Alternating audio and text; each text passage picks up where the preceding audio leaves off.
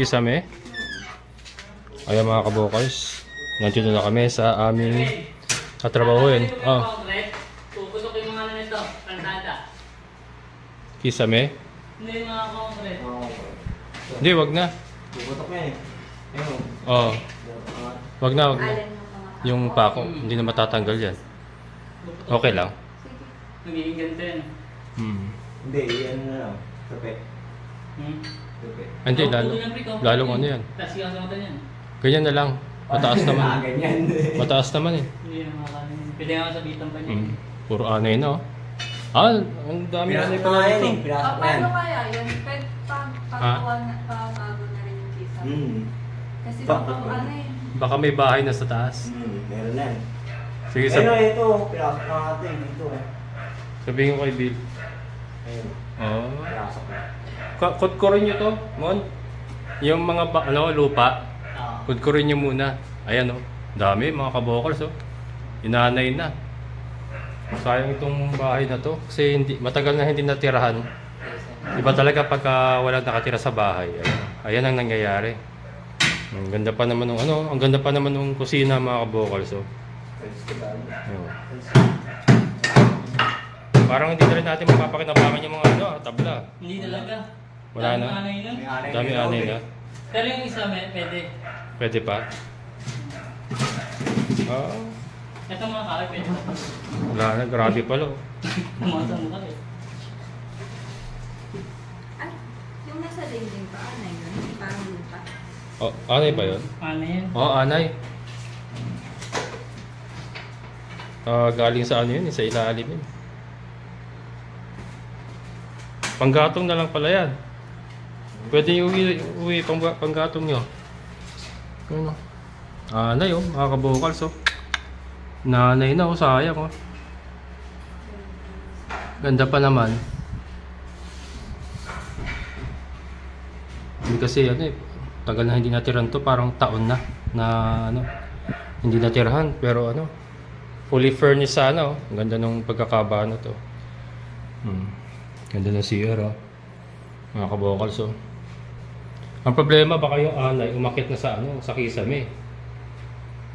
Yun ang problema. Kasi ito, ayan oh. Puro na oh, bahay ng anay oh. Nasa loob na yan. Oo. Okay lang yan? Ha? Nasa loob na yan. Di sa bagay mapuputol yung access nila sa lupa eh. Ano naman yan eh? Artiflex. Artiflex yun. Sa bagay oh. Hindi na kaya yan. Oh, Hardiplex nga pala ito. Yung Hindi kaya ng ina. kung nagkaka sila nilamit ng kahoy, mabaliglit yan. Saka naputol na yun eh. Naputol na yung parang tulay nila mula sa lupa eh. Ito na kasi yun yung binabaklas nila. Ha? Makapalik. Hindi, kung walang nakatira. Maagapan naman yan pag Diyan din naman babalik yun eh. Meron dito solid room. Sulig no? Ha? Oo eh. Kaya lang naman na. Ito sa ilalim pwede maglagay. Ito. Kaya nalagyan ng sulignum dito. Ayun oh. Ayan oh, yung mga inaanohan ng bahay na yan. Lupa. May laman pa ba yan?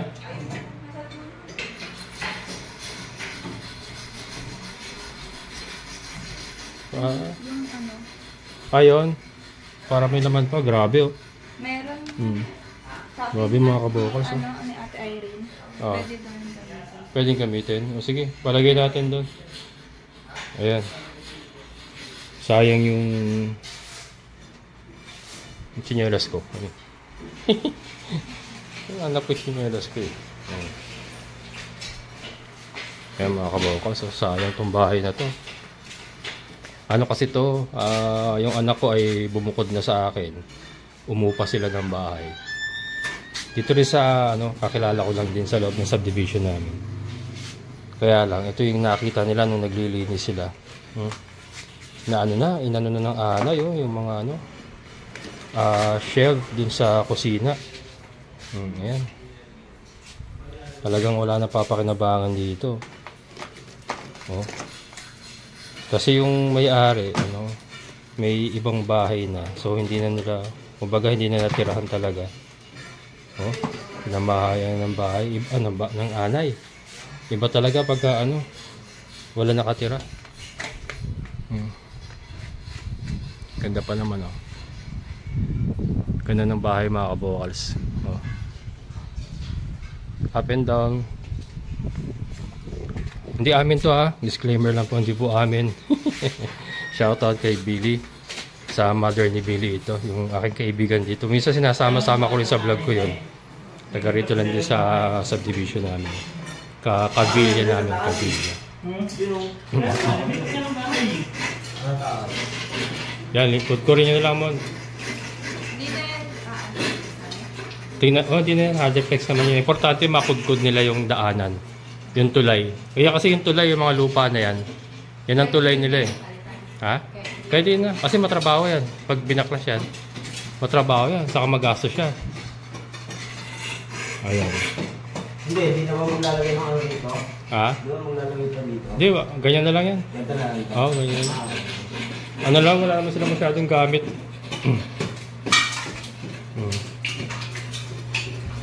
Grabe. Natanggal nyo na rito.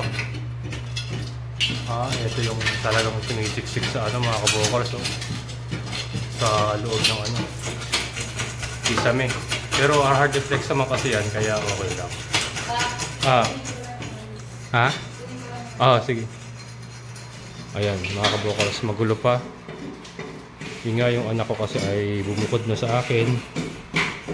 At may trabaho din kasi, so gusto niya subukan yung tumayo sa sarili niyang paa. Maganda naman yun. Maganda naman. Ako naman ipabor sa ganun. Na para matuto rin na mamuhay. Na matuto rin na tumayo sa sarili niyang paa. Yan. Kaya lang eh. Ang bahay ko po ay nasa kabilang street lang. Ito po ay inuupahan lang nila. Hindi amin to. Disclaimer lang po. Inuupahan lang nila sa ating kaibigan dito na si Billy. Sa mother niya. Mother ni Billy. Yan. Shoutout kay Billy and kay mother. Yan. Sayang oh. Yung mga pinagawa nila. Pero kung may tao yan, kasi nalilinis ka agad. Makikita kasi kung nagbi-build up na yung anay eh. Ano kaya agad, malalagyan na kagad ng suliglum o ng lason. Mapiprevent yung ng pagdami ng anay. Pero ito, taon kasi mga kabokals na wala nakatira. Kaya yung mga may bahay dyan na wala nakatira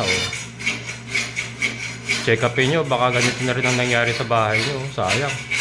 Sayang po yung mga ginastos nyo kung sisirain lang ng anay. Ganda pa naman nito mga kabokals. Ganda nung ano nito nung ano. Grabe anay.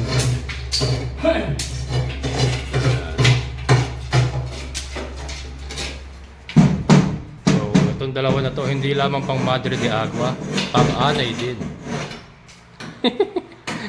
Sabi ko, hindi ka lang pang Madre de Agua, pang anay din. Lagot ka. Lagot ka. Ang galing na ito. Madali. Alam na basa ko. Pumuntik ka. Ayan. Baka madali ka. Ha? Tiba eh. Ang kit na yun, mahal siguro yun. Sa taas naman mga kabokals ay walang problema. Itutur ko lang kayo ng konti. Ayan, tutur ko lang kayo ng konti. Ayan. Nandito po tayo sa taas. Ito yung kwarto isa. Ayan, dalawang kwarto kasi ito mga kabokals. Ayan.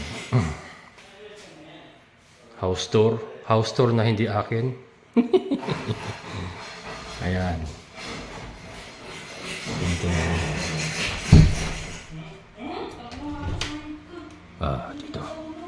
Tulog. May pasok mamaya yan.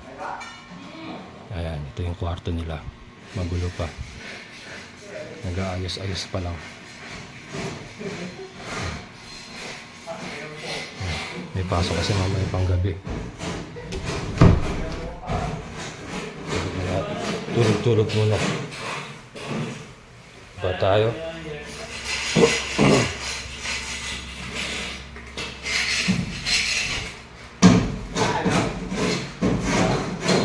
Ayan. Tambo? Ay, wala eh. Okay na. Kaya ba? Ay, ito pala. Ito. Ipon. May sako ka ba dyan, Nak? May sako ka pa dyan? Wala na. Kahit ito plastic na lang. Ano ba to? Pwede ba to? Oh, dito nyo na lang. Yung mga basura.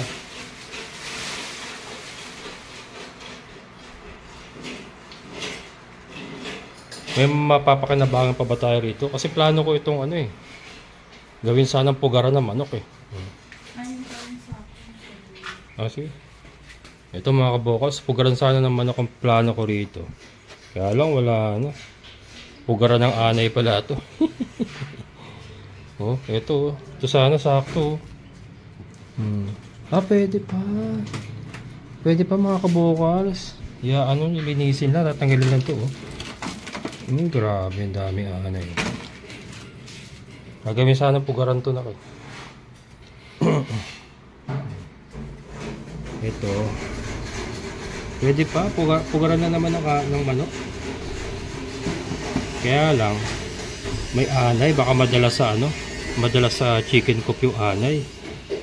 Yung chicken coop naman ng, ay dabagay, hindi sila makakasurvive mga kabokal sa ano, sa chicken coop. Alam niyo kung bakit? Yan ang paborito, isa sa paboritong snack ng mga manok. Anay. Hindi sila makakasurvive din. Pwede. So ito dadalhin natin sa farm mamaya. Tignan namin nila Emon kung paano pang magagawa dito. Mon, pwede pa yung ano pwede pa pala yung iba doon? Gawing ano, pugaran? Buo yung labas, sarangin loob yung iba eh. Hindi, i-reinforce na lang natin. Buo lang na ganun. Tatapal-tapalan na lang natin yan. Ayan.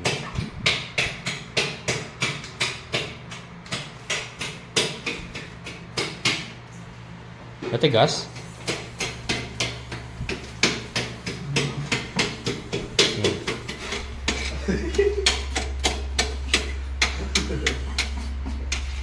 Yun.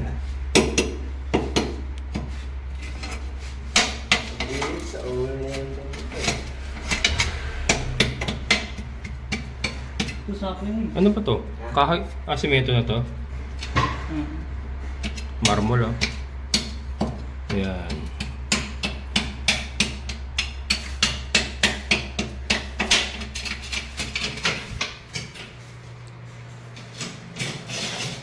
Yan po. So, ito na i-share ko mga kabokals sa mga, alam ko marami tayong mga OFW or nasa abroad na mga viewers. Ayan, mga kabokals na OFW, baka may mga bahay kayo dito sa Pinas na napapabayaan, no? Nakita niyo po nangyari dito.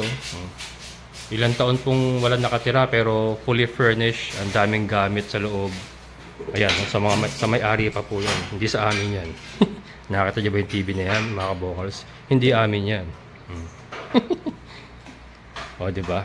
Ang daming gamit. Ito, yung mga upuan na yan. Sa may-ari ng bahay yan, hindi amin yan. Ayan, sa may-ari ng bahay yan, hindi amin yan. So, yun. Ito nga po. Ang isang bahay po, pagka hindi natin tirahan, ay talagang inaanay. Kahit pa sabihin mong simentado yung loob mo, ang anay po talaga pagka walang nakatira, maghahanap at maghahanap ng daan yan, papunta sa kahoy. And then pagka naabot nyo na yung kahoy, doon na mag-umpisang lumakad yan. So ito po nangyari. Ang ganda ng kusina, ang ganda ng pagkakabanat ng kusina. Sayang na sayang. Biruin nyo. May mga patungan na sana. Noong una tinignan namin to, ito yung una napansin ko, sabi ko ang ganda ng kusina. Ang dami ng mga shelves. Yung pala, ang dami nakakubling anay. Sayang, giniba lang. Wala na talaga, mga kabokals. Wala na talaga. Yan pagka kung hindi namin tinanggal yan, kakalat yan talaga hanggang taas. Aabutin yung ano, yung may mga built-in cabinet din kasi sa taas eh. Hindi nga namin alam, baka kailangan pala ma-check up yun, baka meron na rin ano, mga ana yun. Sayang. Yan. So, kailangan ma-check up. Kailangan lang kasi yan, may regular po naglilinis eh. Kung yan po yung regular na nalilinis, na gagalaw-galaw, hindi po mag-build up ang anay dyan. Ito kasi talagang walang galawan, kaya ayun, namahay sila.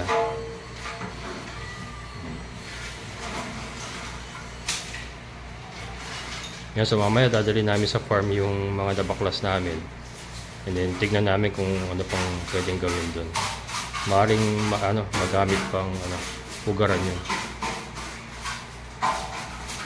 And then yung iba, wala na, panggatong na lang.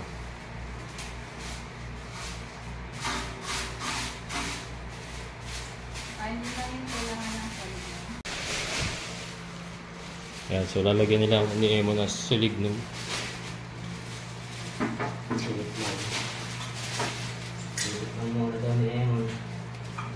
Lahat mo na yung paikot na yan ha. Lagyan mo.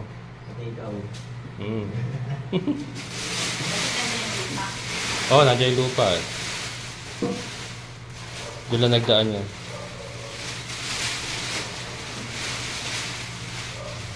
Ito pa mo. Yan, kompletuhin mo muna dyan, tapos lagay ka rin dito sa baba.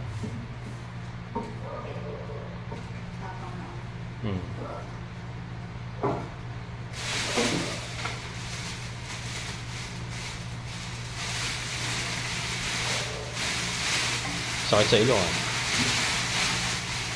Sakit sa ilong. Ha?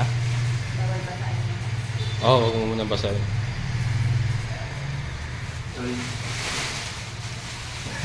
Yan naman. Oh. Butas pala to? Ay, butas ko. Butas. Bowl mo na lang. Yung butas, bowl na lang.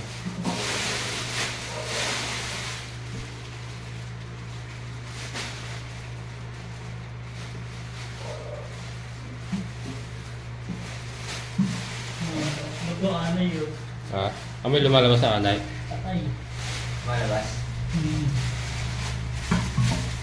Mamatay anay to, si patay ka rin dito. Wala na. Hindi na makakakit yan. Hindi na makakakit yan.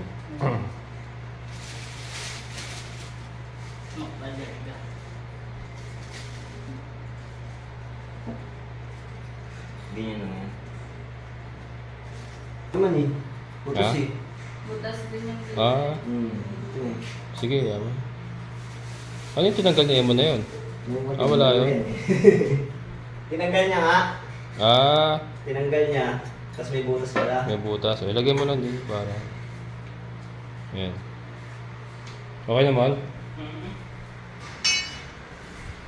Hindi mo atamin. Yung teka. Karga natin sa motor man. Yung mga dali natin doon. Ito pwede pa to. Yung yung hindi na po pwede, panggatong na lang. Yan po pwede pa yung mahaba na yan, di ba? Hindi na. Ha? Naman yung doon. Isa, yung buka natin. Wala na ba? Ay, wala na. Ang gato. Wala na. Diretso natin sa inyo, panggatong na lang. No? Oh, panggato. Ayan mga kabukas, hindi na talaga ubra. Lagay mo din sa inyo ba? Sa inyo kumalan. Ha? Lagay mo sa bahay mo. Sabi Oh, mo wala na. Ay, wala na talaga mga kabukas. Oh. Lagay mo yung mga Oh. ganyan lang. Pero na yan. Wala na. Hindi na ubra talaga. Akala ko magagamit ko pa, hindi na pala. Teka, kunin ko yung motor. Yan. Tulig daw. Lalabas pa ba? Ayan mga kabukas. Sayang, akala ko mapapakinabangan ko pa, hindi na pala. Yun o. Dadalhin ko nila kila Emon. Kasi nagagatong sila eh. Para may panggatong sila. Kunin nila natin yung motor para maikarga.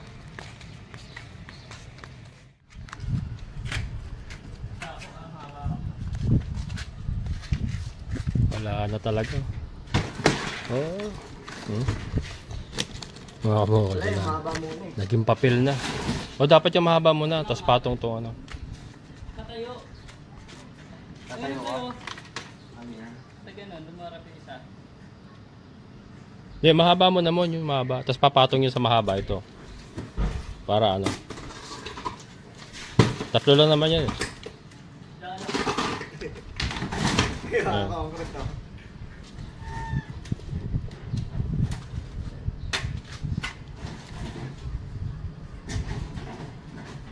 Yun sana mga kabokals, yung mahaba na yun. Oh. Saktong-sakto sana doon sa pugaran. Oh. Kaya lang, wala. Ay, nagaganto pala ito eh. Hindi. Papasok ko na. Ayan. Sakto sa ano.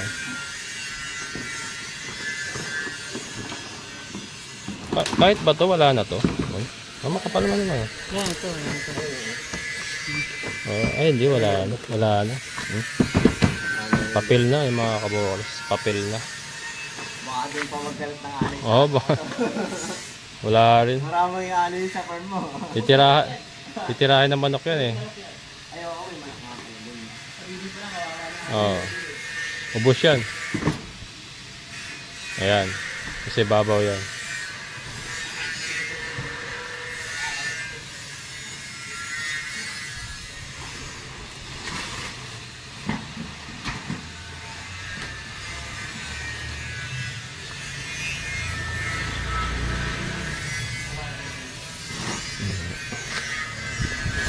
Sayang. Sayang. Oo. Wala na talaga, giba na oh.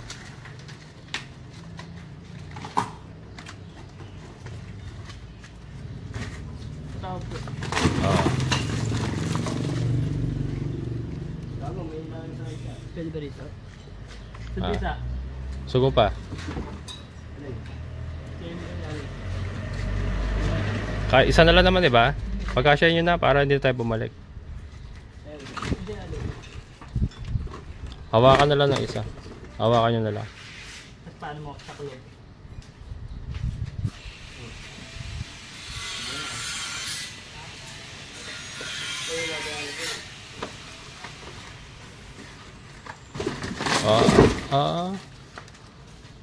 Manibela. Usog nyo lang dito. Ano nyo rito sa likod? Oo. Pako yan. Yan. Yan. Okay na. Hawakan na lang ng isa. Okay na ba? Wala nang ano? Wala na iiwan doon? Yung gamit mo. Ay, iwan mo na lang dyan yung akin. Kaya siya. Doon sa loob. Sam. Pula-pula ko na yun eh. Ah?